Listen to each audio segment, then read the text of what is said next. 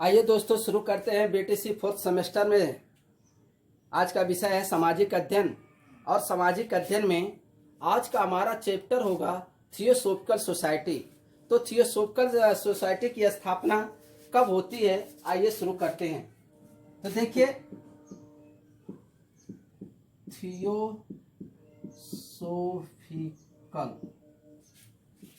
Theosophical society. तो theosophical society की स्थापना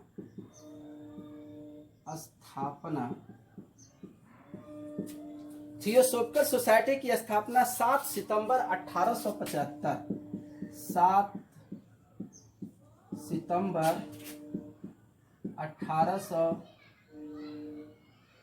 1875 ईस्वी को 7 सितंबर 1875 ईस्वी को मैडम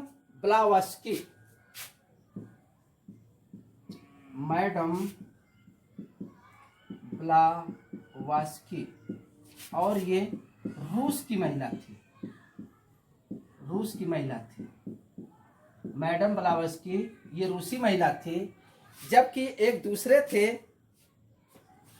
कर्नल हेनरी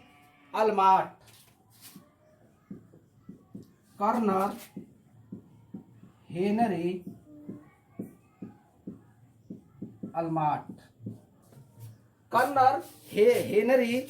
स्टली अल्मार्ट। ये अमेरिकी सैनिक थे। ये क्या थे? अमेरिकी सैनिक थे। क्या थे ये? अमेरिकी ये सैनिक थे। और इन्हीं दोनों लोगों के सहयोग से इसकी स्थापना जो की गई थी, इसकी स्थापना न्यूयॉर्क में की गई थी। और न्यूयॉर्क आपको पता है कि संयुक्त राज्य अमेरिका में स्थित है। तो इन्हीं दोनों लोगों के द्वारा थियोसॉफिकल सोसाइटी की स्थापना की गई थी। आगे शुरू करते हैं।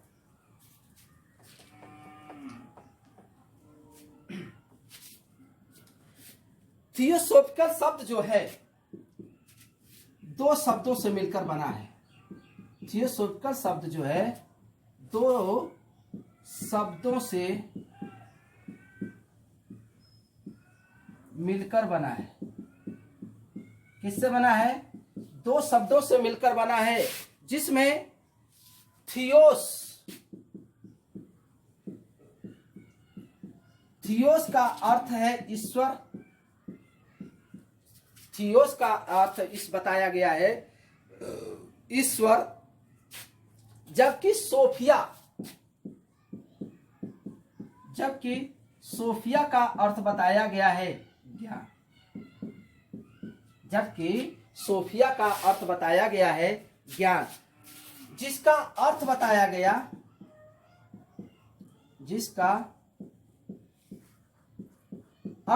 गया है कि ईश्वर का ज्ञान। किसका? ईश्वर का ज्ञान। थियोसॉफिकल शब्द का ये अर्थ बताया गया है दोस्तों। तो थियोसॉफिकल शब्द दो शब्दों से मिलकर बना है। थियोस का अर्थ होता है ईश्वर, जबकि सोफिया का अर्थ होता है ज्ञान। और इसका शाब्दिक अर्थ बताया गया है कि ईश्वर का ज्ञान। थियोसॉफिकल के बारे में ये बताया गया। आगे शुरू करते हैं।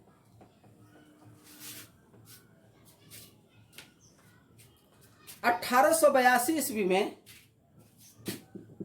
1882 ईस्वी में इस सोसाइटी का मुख्यालय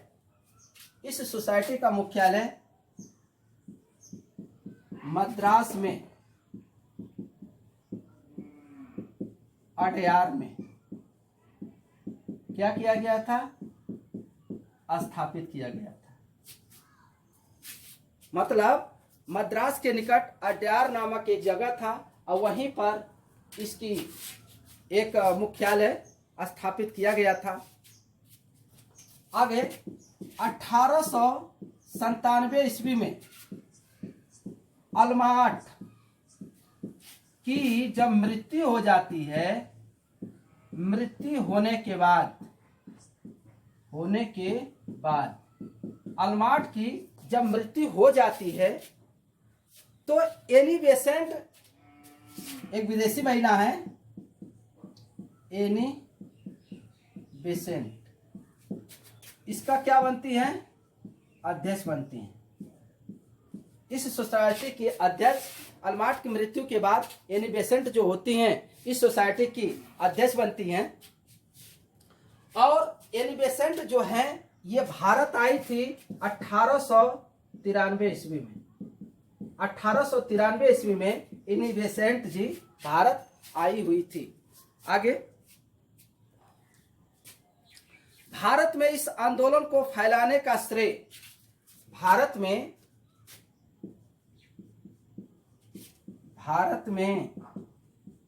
इस आंदोलन को फैलाने का जो श्रेय दिया जाता है वो किसे दिया जाता है? एनी बेसेंट जी को दिया जाता है। यानी भारत में जो एनी बेसेंट जी ने इतना महत्वपूर्ण कार्य किया कि इन्होंने थियोसॉफिकल सोसाइटी का प्रसार किया, तो इसका श्रेय एनी बेसेंट जी को दिया जाता है। आगे शुरू करते हैं। 1898 ईस्वी में, कब? 1898 ईस्वी में एनी बेसेंट जी ने 1898 ईस्वी में एनी बेसेंट जी ने सेंट्रल हिंदू कॉलेज की स्थापना की। स्थापना किसकी की थी? Central Hindu college. तो सेंट्रल हिंदू कॉलेज की स्थापना किसने की थी? तो एनी बेसेंट जी ने की थी। और एनी बेसेंट ने कब की थी? तो 1897 ईस्वी में की थी, जो आगे चलकर 1915 ईस्वी में यही आगे चल करके सेंट्रल हिंदू कॉलेज 1915 ईस्वी में मदन मोहन मालवीय के प्रयासों से, मदन मोहन मालवीय के प्रयासों से 1915 ईस्वी में मदन मोहन मालवीय के प्रयासों से बनारस हिंदू विश्वविद्यालय बना। क्या बना? बनारस हिंदू विश्वविद्यालय बना, जिसे आज BHU के नाम से जाना जाता है। इसी बनारस विश्वविद्यालय को आज BHU के नाम से जाना जाता है, जिसमें मदन मोहन मालवीय जी का भी अथक प्रयास रहा हुआ है।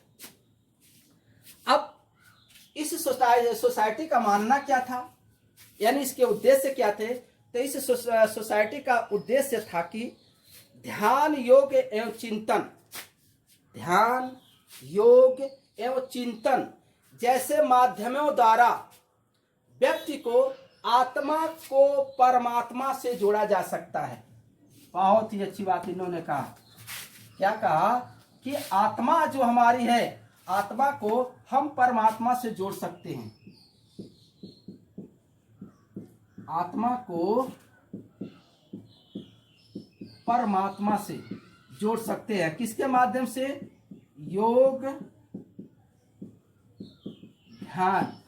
योग और ध्यान के माध्यम से और चिंतन के माध्यम से। योग, ध्यान और चिंतन के माध्यम से व्यक्ति की आत्मा को हम परमात्मा से जोड़ सकते हैं। ऐसा थियोसॉफिकल सोसाइटी का एक उद्देश्य था।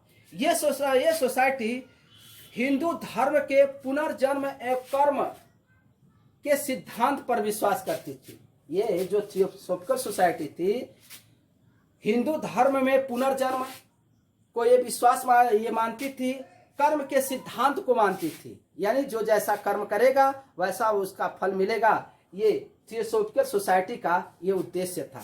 कि जो जैसा कर्म करेगा वैसा फल मिलेगा। थियोसॉफिकल ये सोसाइटी का ये विश्वास था। ये पुनर्जन्म में भी विश्वास करते थे, पुनर्जन्म में विश्वास करते थे, कर्म पर भी विश्वास करते थे।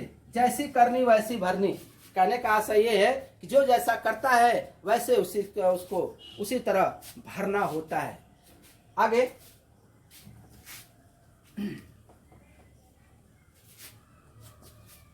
आगे शुरू करते हैं।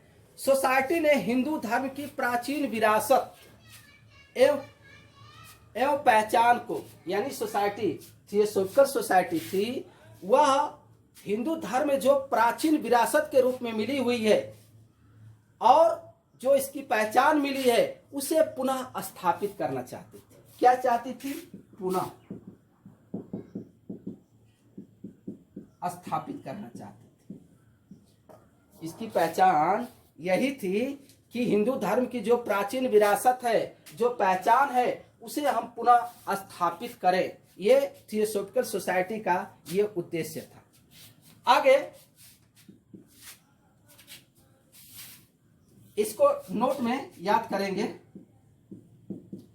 1893 ईस्वी में एनी बेसेंट जी ने 1893 ईस्वी में एनी बेसेंट जी ने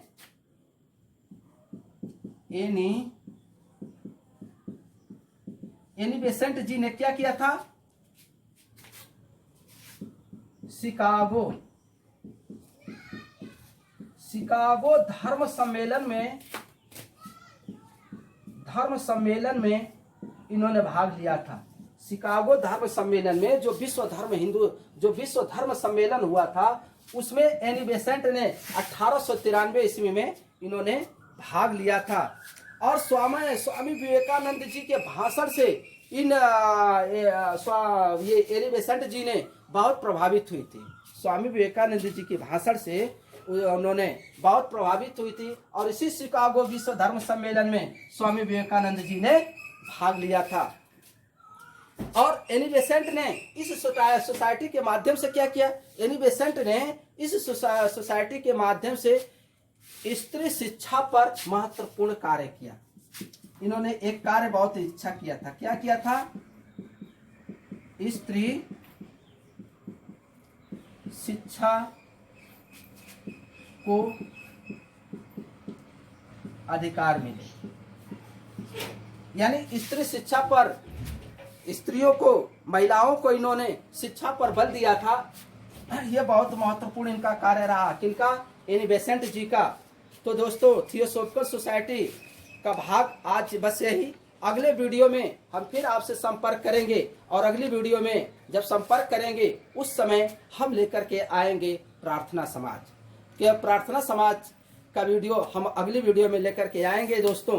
तो हमारे वीडियो को आप जरूर देखें, जरूर सब्सक्राइब करें, हमारे चैनल को सब्सक्राइब करें, वीडियो को लाइक करें। जो भी हमारे इस वीडियो में अगर गलतियां मिलती है, जो भी गलतियां होती है, तो दोस्तों आप कमेंट के माध्यम से बताएं, उसे जरूर हम सुधार करेंगे। अगले वीडियो में संपर्क करते हैं। धन्यवाद।